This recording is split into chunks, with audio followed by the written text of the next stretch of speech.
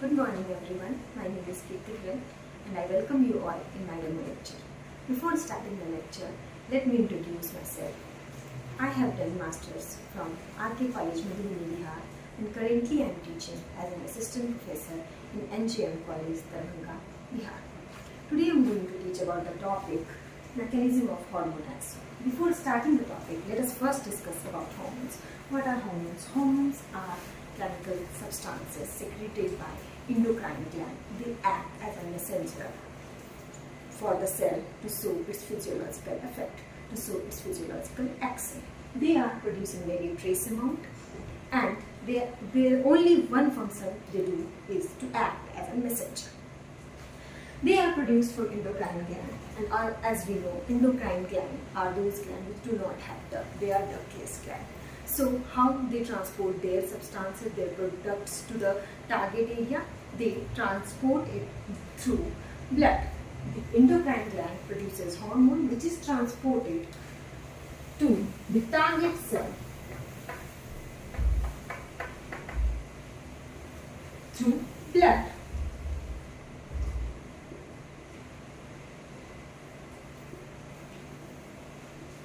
From the point of origin. Talking about the classification, it is broadly classified into two categories. One is liquid soluble,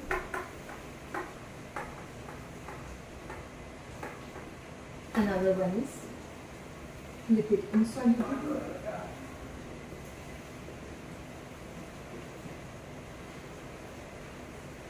or we can say water soluble. Examples include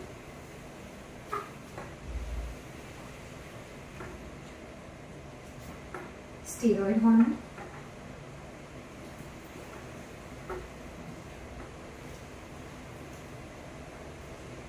which includes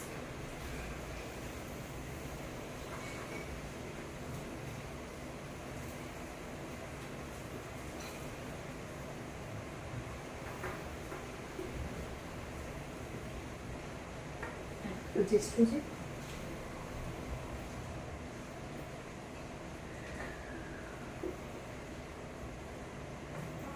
and most of the cortisol hormones which is produced from the adrenal cortex.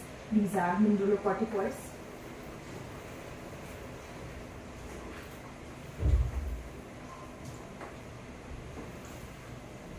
glucocorticoids,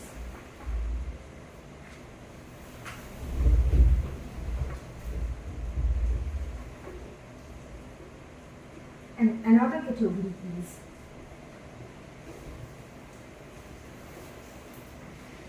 iodothyronine, which is T3 triiodothyronine and T4 tetraiodothyronine, which is also called as thyroxine.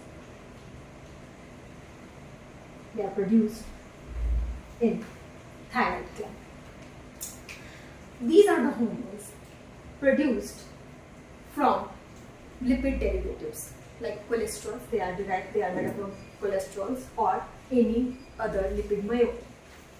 Talking about the lipid insoluble hormones, these are the hormones basically are made up of peptides, proteins or amino acid derives. Example includes most of the pituitary and hypothalamic hormones like FSH, follicular stimulating hormone, luteinizing hormone, growth hormone, ACTH, and another hormone which is called catecholamines,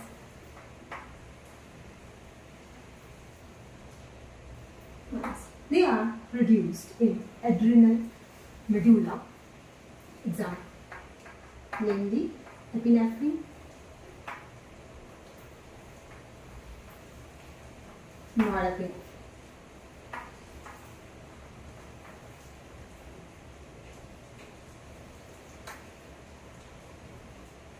So these are the examples, or these are the types of hormones. Talking about the action,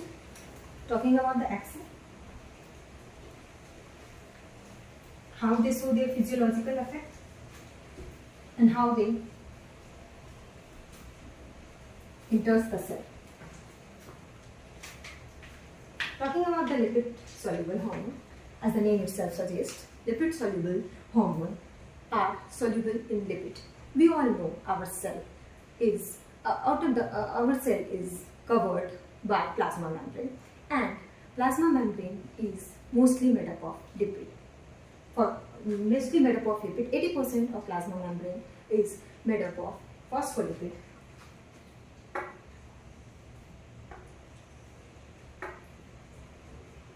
This is the phospholipid bilayer.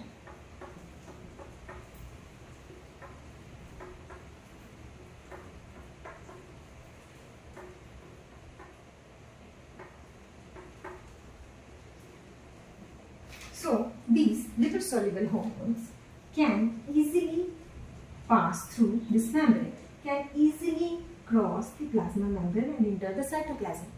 In this case, in lipid soluble hormone, as they can easily pass through the plasma membrane, they have their receptor present in the cytoplasm or the nucleus. So, the receptor in this case are cytoplasmic receptors or intracellular receptor, we can say.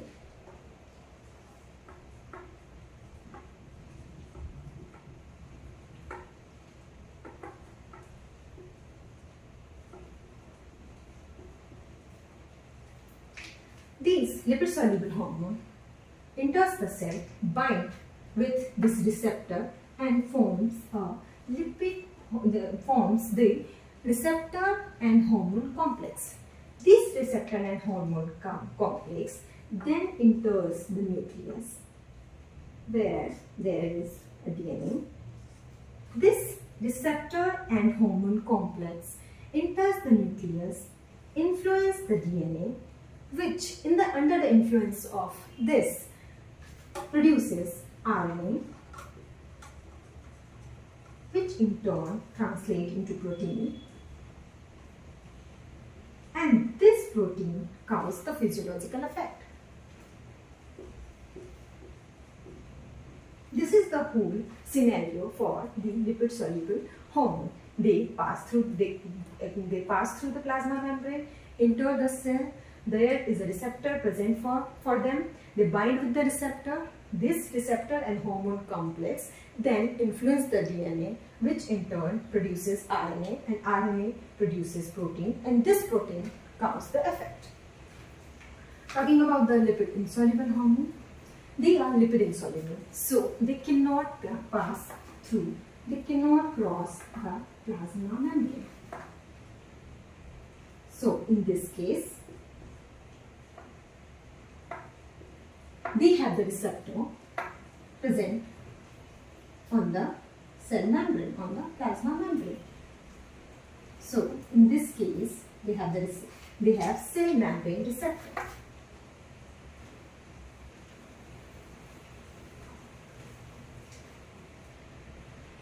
The hormone binds to the receptor, which in turn activates another compound. Suppose, as I will discuss it later, this hormone binds with the receptor present on the plasma membrane. As they cannot enter the cell, they bind with the receptor present on the plasma membrane, which in turn activates a compound which then activates the secondary messenger or produce the secondary messenger. This secondary messenger in turn either enters the nucleus or other organelle of inside the cell and shows the physiological effect. Talking about this compound, so in most of the cases it is adenylyl cyclase.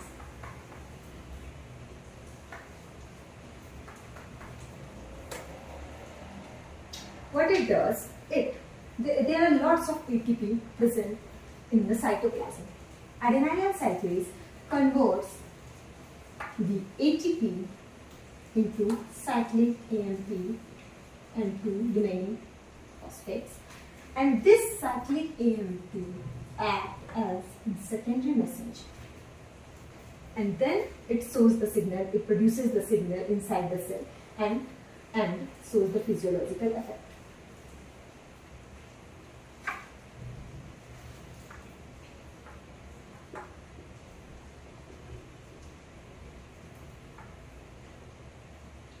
Here, the secondary messenger can be cyclic AMP, can be calcium. There are other options also, IP3, DAG, for different mechanism, for different physiological effect.